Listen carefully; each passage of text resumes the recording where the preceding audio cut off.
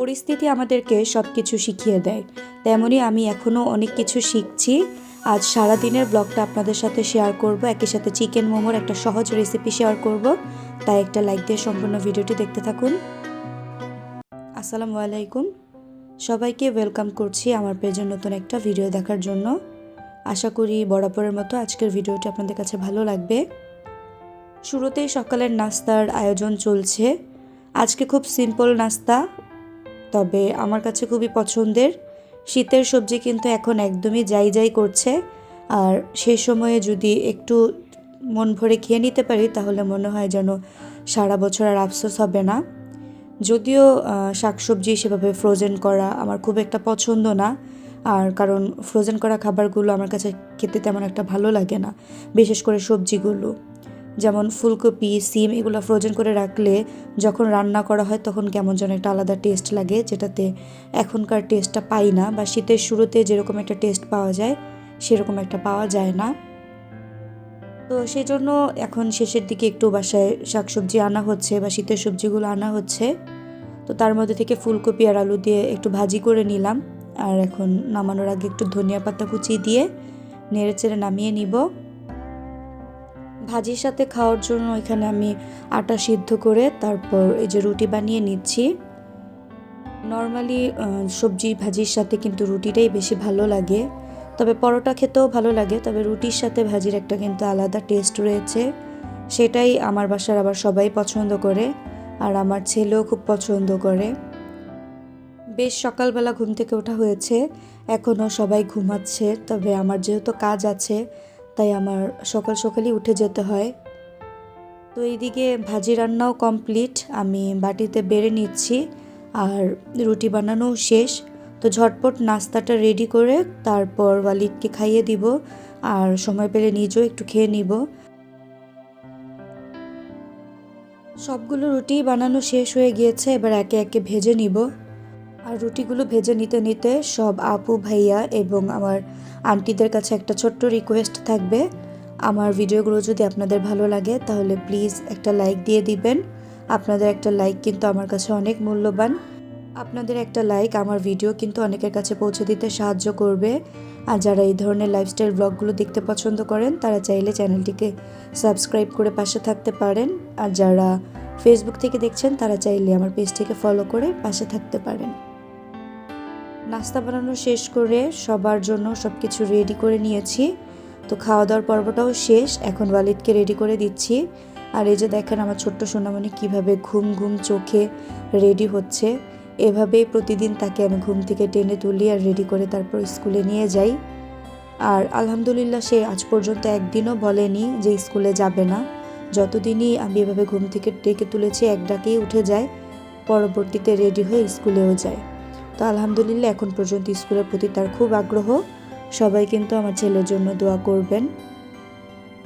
এবার নিজে রেডি হয়ে নিচ্ছি। সকালের এই টাইমের ভিডিও আপনাদের সাথে এর আগে কিন্তু কখনোই শেয়ার করা হয়নি। আসলে এই টাইমটা খুব বেশি ব্যস্ততায় কাটে, তাই ক্যামেরা ধরার সেভাবে সুযোগ পাই না।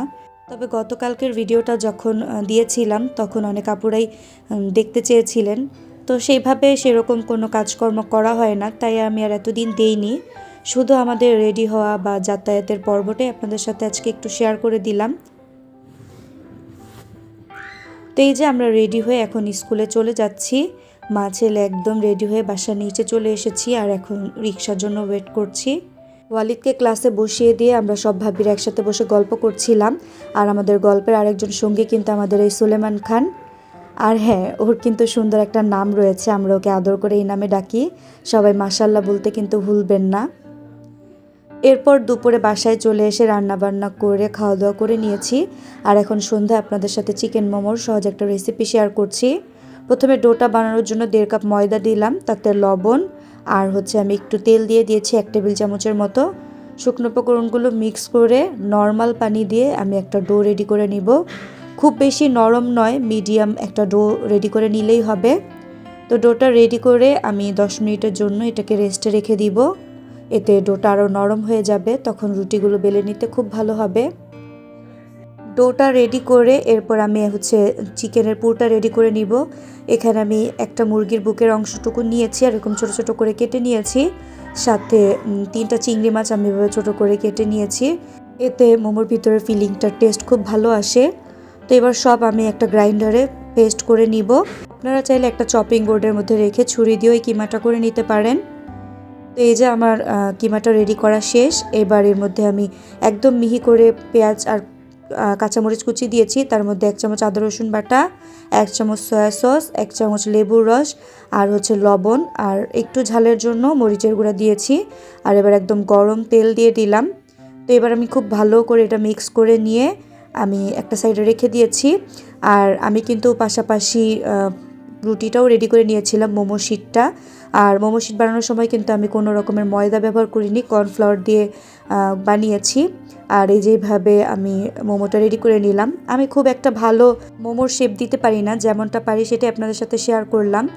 আগে এই সমস্ত কাজ অনেক ঝামেলার মনে হতো, কখনো করব সেটাও ভাবিনি। তবে আসলে পরিস্থিতি আমাদেরকে অনেক কিছু শিখিয়ে দেয়। আর করতে করতে একটা মানুষ অভ্যস্ত হয়ে যায় একটা জিনিসে, আর সেটার সুন্দরও হয়। আমি এই নিয়ে সেকেন্ড টাইম বানালাম, এই কারণে হয়তো খুব বেশি শেপটা সুন্দর হয়নি, তবে যেমনই হয়েছে আপনাদের সাথে শেয়ার করলাম।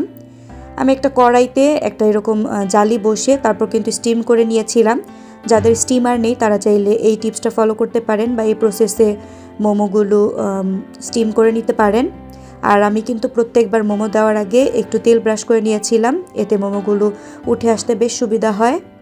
তো এবার আমি দ্বিতীয় ব্যাচের মোমোগুলো স্টিম করে নিচ্ছি। আর এখানে একটা চাটনি বানিয়ে নিয়েছি, এখানে ধনিয়া পাতা, লেবুর রস, কাঁচামরিচ আর 1 কোয়া রসুন দিয়ে আমি ব্লেন্ড করে একটা চাটনি বানিয়ে নিলাম, যেটা মোমোর সাথে খেতে ভীষণ মজা লাগে। তো কেমন হয়েছে আমার আজকের মোমোর লুকসটা অবশ্যই জানাবেন। আর এটার টেস্ট অসাধারণ হয়েছিল, আপনারাও চাইলে বাসায় ট্রাই করতে পারেন। আর ভিডিওটি কেমন লাগলো অবশ্যই কমেন্টে জানাবেন। সবাই ভালো থাকবেন, সুস্থ থাকবেন, আল্লাহ হাফিজ।